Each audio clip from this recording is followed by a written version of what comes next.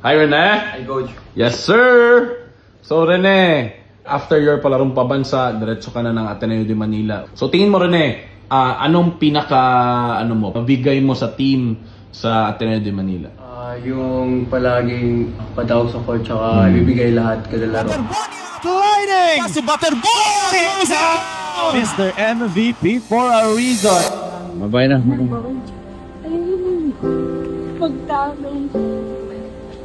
Yun ang last po naming yakap sa airport.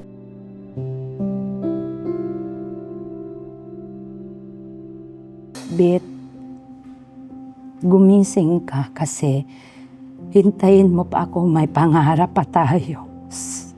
Tapos nakita ko na yung anak ko na umiiyak po.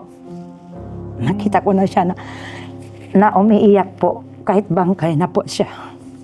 Nagsasama yung nervyos ko, galit ko, lahat parang ganun. Parang kailangan ko rin mamatay, masama kami. Ganyan yung masasabi ko. Ang question po namin is, humingi po ba ng tawad ang Ateneo? Inintay ko pa po yung pagdating nila doon, nasamahan ako nila, dadamayan nila ako, sasabihin nila, Mami, patawad talaga, ganyan talaga nangyari. Walang nangyari. Kaya yun, masabi ko na wala silang respeto. Kapal talaga ng mukha. Galing pa yung anak ko doon sa Aurora. Hindi man lang nila binihisan, hindi nila linilisan. Parang sinabi lang nila, Oy, kunin mo yung baboy doon na nakatay ko, dalhin mo dito sa Arlington kasi dito natin lalapain yan. Tapos dinala nila yung anak ko doon sa Arlington, walang kasama, walang atilio, walang teammates na kasama. Kahit nagkunboy lang, ma'am, wala talaga. Pero in your part, napatawad nyo na po ba sila sa nangyari sa anak ninyo? Wala nga silang respeto, ma'am. Patawarin mo pa agad-agad. Respeto lang yung gusto kong kunin sa kanila. Hindi mo talaga mapatawad ka agad-agad yung mga taong walang respeto sa'yo. Alang-alang ng anak ko, lalaban talaga ako sa pinapakita nila. Kasi wala silang respeto talaga. Alam niyo yung story ni Bobet, isa yan sa pinakamasakit na trahedya na nabalita sa Pilipinas. Kasi parang nung nalaman namin yung story niya, parang yung pakiramdam lalo na bilang ina sa mga nanay, yung naudlot na pangarap, naudlot na potential, ito yung forever ka magkakaroon ng question na, what if? Ano sana siya ngayon? Opo. Sino sana siya magiging in the future? Pero para sa isang ina na katulad nun, that you're living with the pain and the tragedy and the trauma na nawalan ng isang anak habang buhay niyong dala-dala ito. Opo. So bago po natin pag-usapan yung buhay at kung sino si Bobet bilang isang magaling na basketball player, gusto ko ikwento niyo po muna sa amin kung paano yung buhay niyo sa Agusan del Sur. Tapos, ilan po yung anak ninyo? 7 po. 7. Si Bobet po ay Pangalawa po. pangalawa. Kaya number 2 po yung number niya kasi pangalawa siya.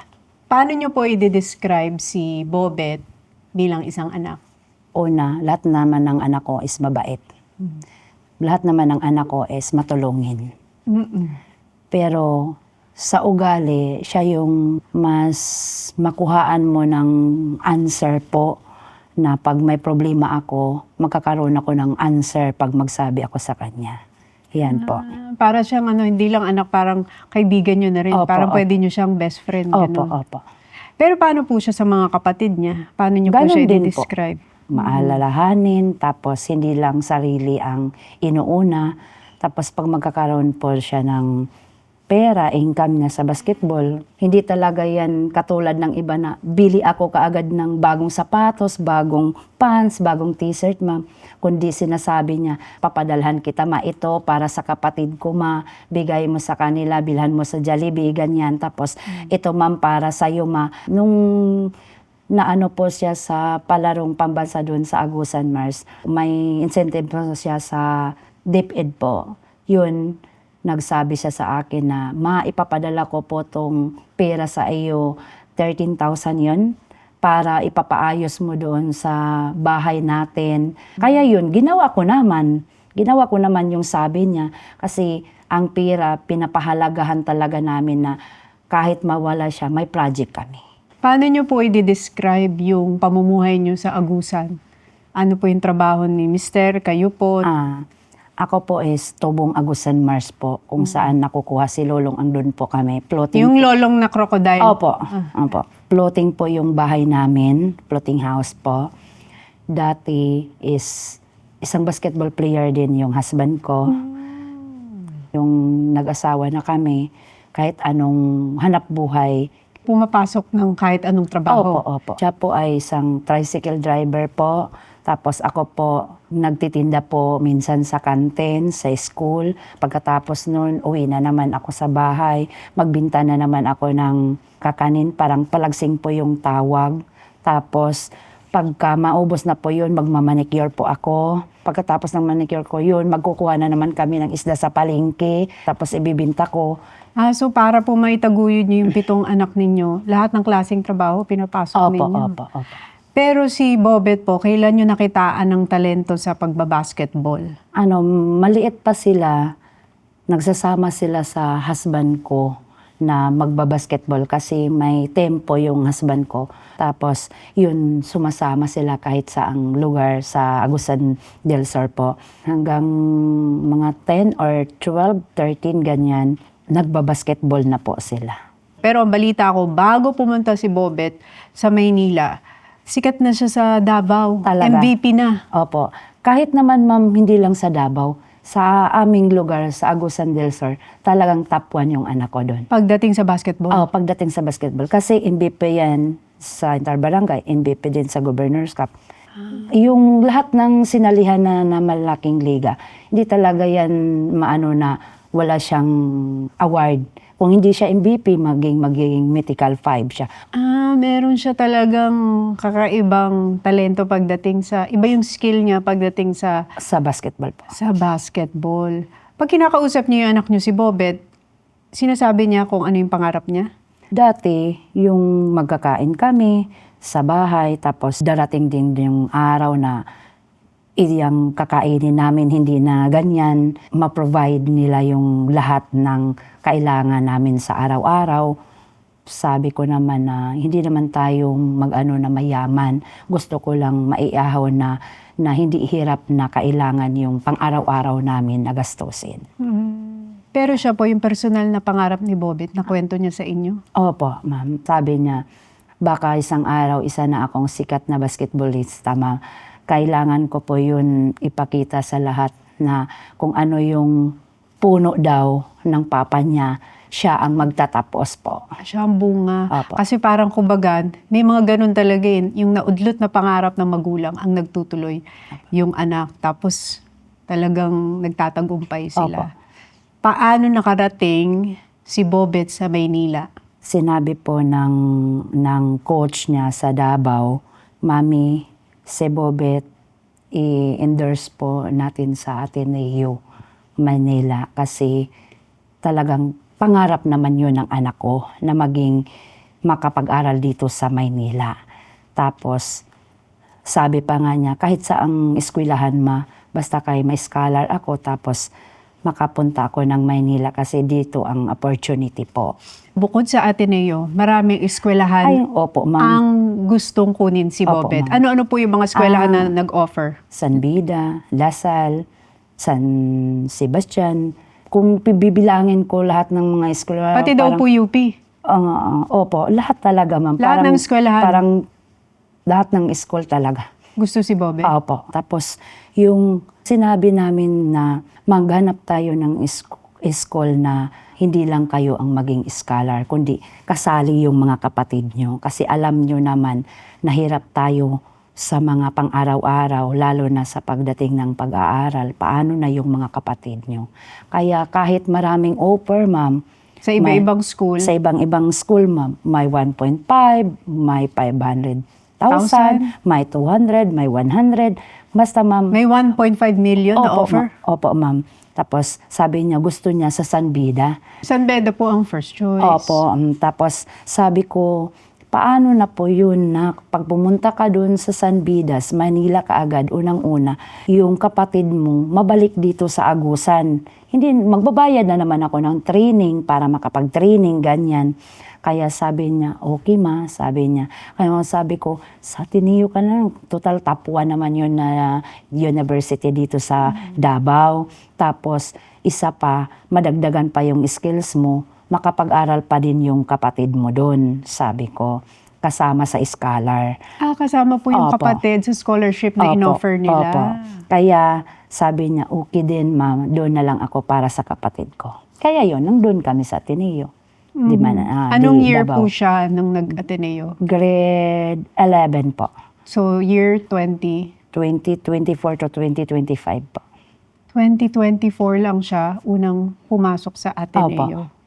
Paano yung unang paghihiwalay na pupunta siya sa Maynila? Kasi para sa isang ina na mahihiwalay sa anak niya, isa sa pinakamahirap na pakiramdam yun. Kaya nga yun ma'am, nung hinatid ko na siya sa airport, iyak talaga ako. O kasi meron kayo nag-viral na video na nagyayakapan kayo. Opo, yun ang last po naming yakap ma'am sa airport po, patungo siya dito sa Maynila. Pero di pag nakikita niyo yung video na yun kasi nag-viral, mas may kirot sa... Talaga ma'am, hindi Sa dibdib. mababayaran po yung lungkot na ano ko. So, pumunta na tayo doon ngayon sa training kung saan sila pumunta. Nakwento po ba sa inyo ng anak ninyo yung sa team building bago sila pumunta doon? Sinabi lang niya sa akin na, mag-training po kami sa Baler, sabi niya. Tapos, 1 week wala kaming cellphone. Kuha daw nila yung cellphone 1 week daw. Sabi ko, kailan kayo pumunta? Sabi niya, baka bukas. Tapos bukas din wala na akong cellphone. Parang Saturday po yun, nag-ano siya sa akin, message. Sabi ko, so ibig mong sabihin, next Sunday ka pa magkaroon ng cellphone? Sabi ko. Yung cellphone kaya mawawala dahil bawal po sa team building? Opo. Tapos sabi ko, sige, yung cellphone mo, magme-message lang po ako araw-araw sa'yo para pagdating ng Sunday, mababasa mo yon. Sabi ko sa kanya. Tapos sabi ko, saan ba yung Baler? Sabi ko, sa ibang bansa ba yon? Sabi niya, hindi ko po rin alam. Hindi niyo pa po alam kung saan yung Baler? Oo, hindi Opo. po rin niya alam kung saan yung Baler. Tapos, nung yung tumawag na, sabi niya, ay dito lang pala yun ma, sa Luzon daw. Sabi niya, magtre-training kami. Sabi ko, ingatan mo din yung katawan mo kasi iisa lang yung katawan. So Saturday yung huli siyang nag-message sa inyo? Opo. Kailan ho kayo uli nakarinig ng tawag mula sa anak ninyo? Wala na po ma'am, yun lang po. Kailan may tumawag sa inyo tungkol sa nangyari kay Bobet? June 8 po ng 4:30 yata, 4:35. May tumatawag sa inyo? May tumatawag po sa akin. Sino po yung tumawag sa inyo? Hindi ko po siya kilala doon sa Facebook ko po, sa Messenger. Sabi lang niya, hello po ma'am, mother po ba ito ni Rene?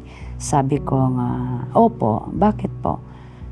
Ma'am, sorry kasi na-aksidente po yung anak mo. Yan.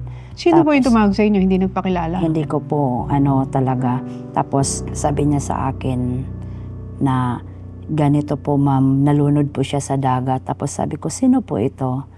Sino po yung tumawag po sa akin? Kasi yung account is, hindi ko na po siya matrace po yung account.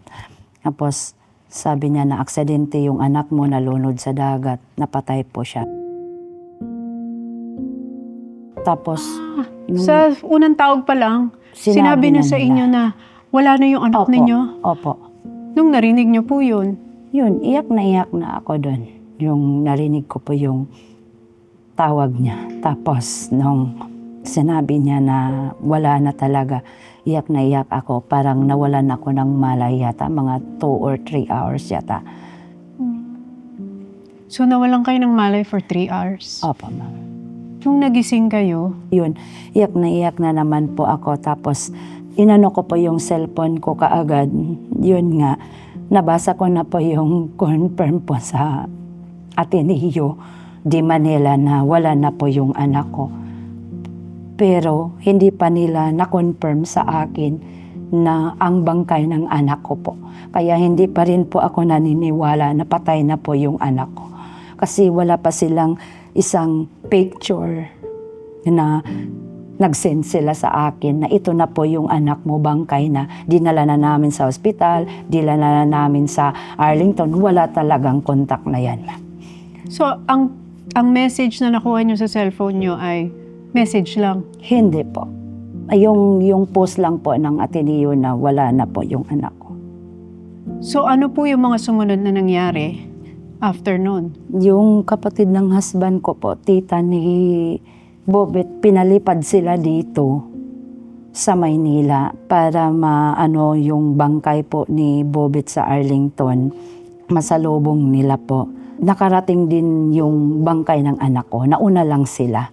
Kaya yun, tinawagan nila ako na, Bet, ito na talaga, patay na yung anak mo, ito na yung bangkay. Kaya litong-lito ako, ma'am, kasi first time ko na nakita na bangkay na talaga yung anak ko. Nagdesisyon kaagad ako na lumipad dito patungo sa Maynila. Tapos nung tumawag yung, nag-video call po kami. Pinakita sa inyo sa video yung Opo. anak ninyo. Opo. Tapos sinabi ko sa kanya na, Bet, gumising ka kasi hintayin mo pa ako, may pangarap pa tayo. Tapos nakita ko na yung anak ko na umiiyak po. Nakita ko na siya na umiiyak po kahit bangkay na po siya. May luha? Opo, may luha po siya.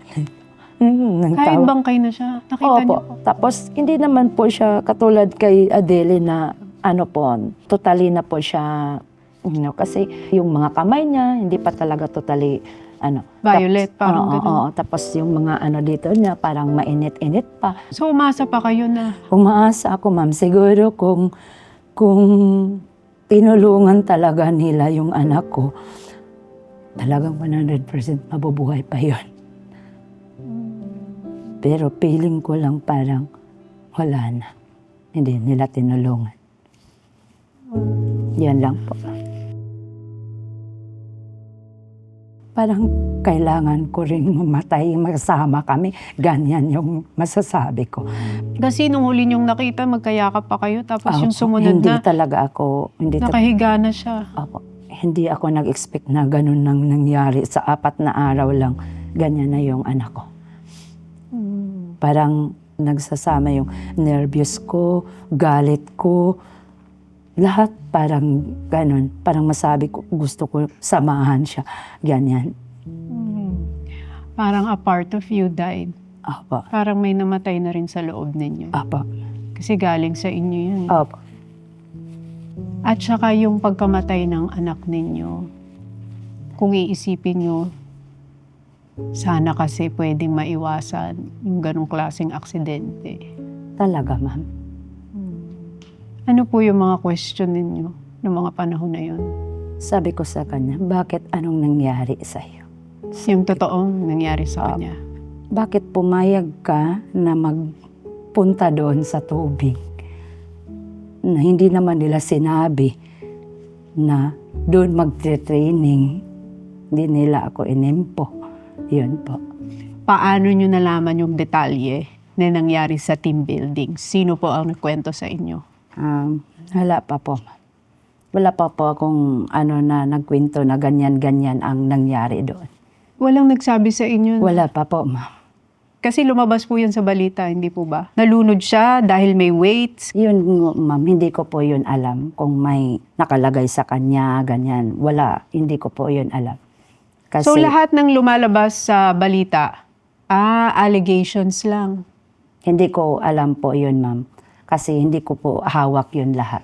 Meron po ba kayong nakausap mula sa mga tao na kasama dun sa team building na Wala in-explain din po. sa inyo ang nangyari? Wala po, ma'am. Humingi ng tawad sa inyo sa mga nangyari? Wala din, ma'am. Mayroon nagsabi sa akin na ganyan-ganyan ang nangyari. Pero alam kong nagsisinungaling sila. Kitang-kita ko sa 2 mata ko po. Sabi niya, nagpunta daw sila sa dagat. Tapos sabi na yung nag-line po sila. Tapos Yung anak ko is nandun po sa may bandang ilalim kasi marunong siya lumangoy. So, yung anak niyo daw po ang nilagay sa malalim. Hindi po malalim talaga, ma'am. Parang 6-footer po kasi siya. Dito lang yung tubig. Pero yung iba, dito lang yung tubig. Tapos may coaches daw na 3 daw, ganyan. Staff ng coaches nila, assistant coach, ganyan. Tapos nag-team building po sila. Yun nga, may mga alon daw na gumaganon. Tapos, yun, masaya pa daw yung mga bata na ganon. Tapos yung pangalawa, yun na daw, naghihiwalay na daw sila. Tapos yun daw, hindi na po daw nila nakita si Bobet. Pero mayroon naman din pong ibang kasamahan nila, teammates nila, or hindi ko po alam kasi hindi ko rin sila kilala lahat. Ngayon ko lang sila nakilala kasi nasa social media na po yung mga muka nila. Tapos sabi nila na nakita pa daw niya si Bobet na gumaganon, help! Help! Yan. Tapos siya na hindi marunong maglangoy, naiahon. Yung anak ko na marunong maglangoy, hindi naiahon. Tapos nagsabi pa ng help. Ang dami nila, ba't walang help? Kung narinig pa nila yung help ng anak ko. Sino po yung nakausap ninyo? Yun po, ma'am, hindi ko na lang po muna yan sasabihin po. Sino daw po yung nakarinig ng humihingi ng tulong ng anak niyo? Yun nga, ma'am. Ayaw ko na po yun din isabi sa'yo. May mga detalye po sa mga nangyari doon sa aksidente na hindi natin pakayang idetalye at pag-usapan sa ngayon dahil at this moment ay patuloy po yung paghahanap nyo ng justice. Opo. Ang importante, wala nang mangyayari ulit. Wala nang ibang mahihirap na maging ganun katulad sa amin. Wala nang ibang ina na ang hirap pala mawalan ng anak. Aabutin pa natin na mayroon pa bang mangyari sa iba? Samantala nandito na tayo mayroon ng ebidensya na napatay yung 2 player. Yun po, ma'am. Paano po yung reaction ng mga kapatid? Nalaman nilang wala na si kuya nila. Siyempre, lahat kami may trauma pa hanggang ngayon. Bakit sa dami-dami daw ng player, bakit kapatid pa daw nila yung nawala? Ang babait pa naman, walang kaaway, may respeto sa kapwa. Bakit kapatid pa nila yung nawala po? Ang question po namin is, humingi po ba ng tawad ang Ateneo? Ang eskwelahan Siguro, mismo ma'am. sa inyo? Siguro, ma'am, sa ngayon, humingi na sila ng tawad kasi alam na nila na lalaban ako. Pero nung time na yun, hinintay ko talaga sila na pumunta sa akin, mag-explain na ganyan ang nangyari, aksidente talaga. Tapos, hinintay ko yung paghingi nila ng tawad sa kung ano man ang nangyari sa anak ko. Tapos na sana yun, ma'am, kasi tao lang naman ako. Pero sa piling ko, parang wala silang respeto sa amin na mahihirap. Kasi ma'am, pag may respeto ka sa kapwa-tao mo, ma'am, galing pa yung anak ko doon sa Aurora. Galing doon, ma'am, hindi man lang nila binihisan, hindi nila lininisan, tapos parang sinabi lang nila, oy, kunin mo yung baboy doon na nakatay ko, dalhin mo dito sa Arlington kasi dito natin lalapain yan. Tapos dinala nila yung anak ko doon sa Arlington, walang kasama, walang atilio, walang teammates na kasama, na kahit nag-convoy lang, ma'am, wala talaga. So, isa yan sa mga question nyo. Opo, Nasagot na po ba yun? hindi pa po. Masakit na nga yung nangyari. Ang dami pang question na naiwan. Bakit ang nangyari nung ganon? Ganyan, ma'am. Sinong may kasalanan, sinong sisisihin, sino ang may responsibilidad sa nangyari sa anak ko, sino ang dapat, ang daming tanong. Kaya minsan may part na rin ng galit. May galit, ma'am, pero pinaiiral ko na po yun sa Panginoon. Pero in your part, napatawad nyo na po ba sila sa nangyari sa anak ninyo? Wala nga silang respeto, ma'am. Patawarin mo pa agad-agad. Respeto lang yung gusto kong kunin sa kanila. Hindi mo talaga mapatawad ka agad-agad yung mga taong walang respeto sa'yo. Kasi ma'am, nung dumating kami sa Arlington, ilang oras po ako naghintay para pumunta sila doon, mag-explain ganito yung na-aksidente nangyari, ganito po yung nangyari, kaya na-aksidente yung anak mo.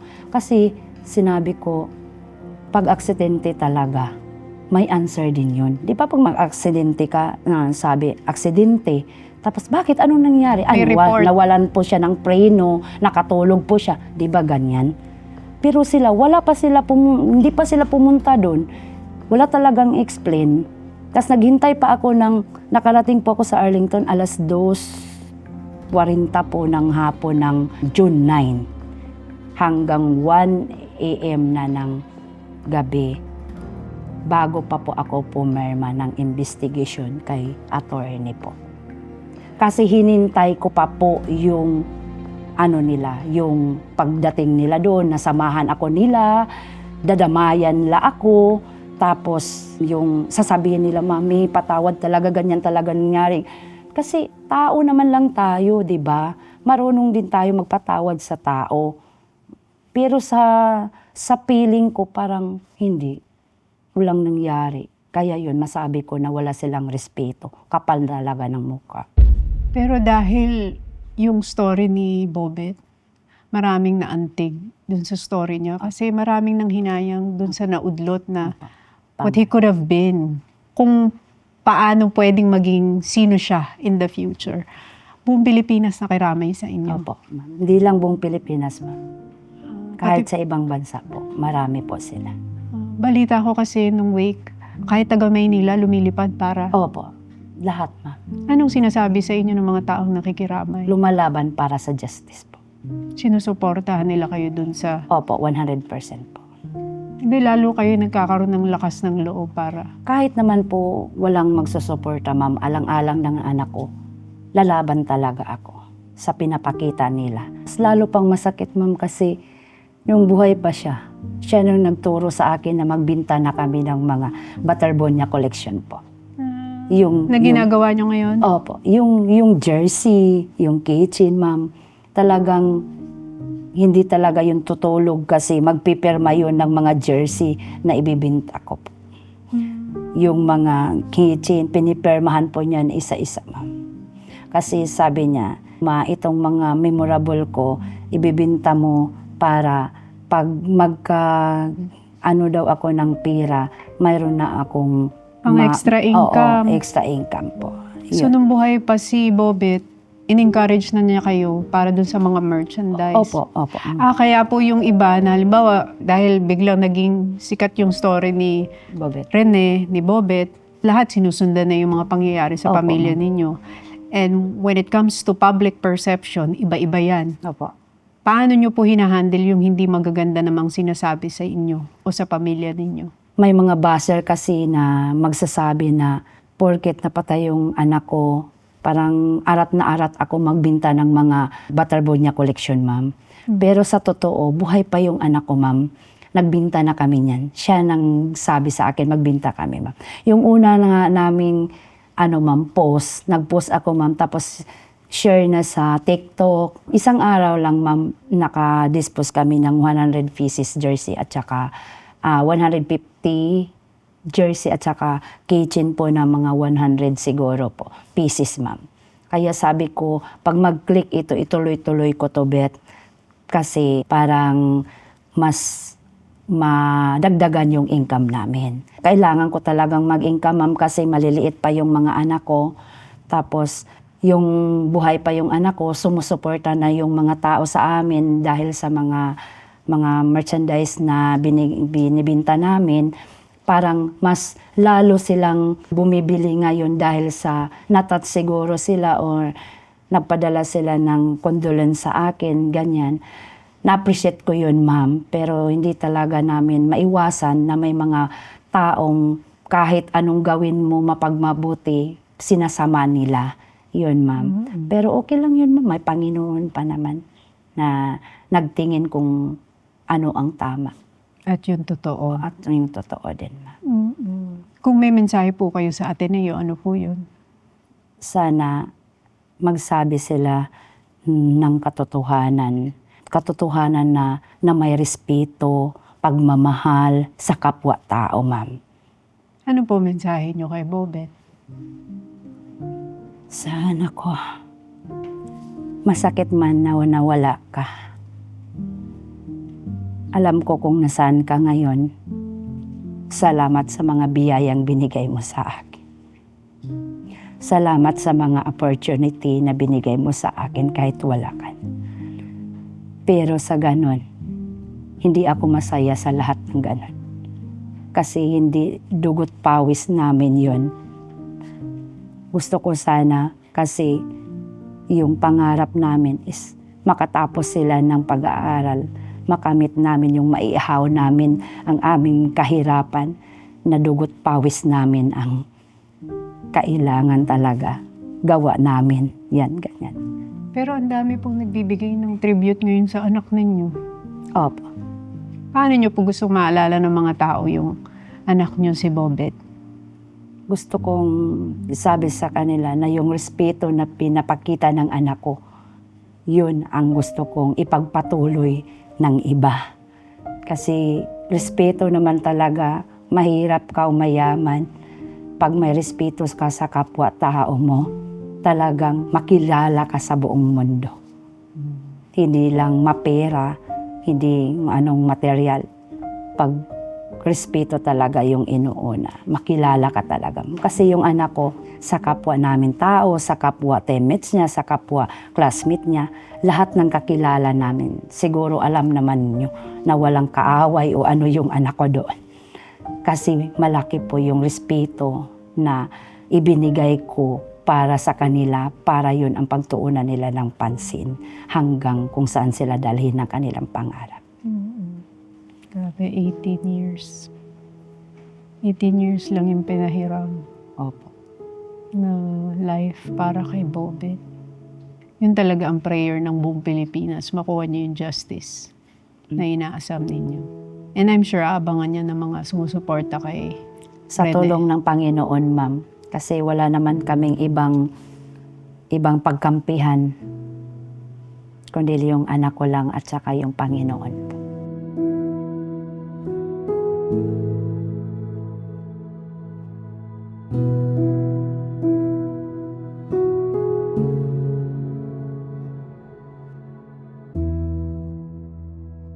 Thank you for watching. Thank you for liking this video and thank you for subscribing. And most importantly, thank you for forwarding this video to someone who needs it.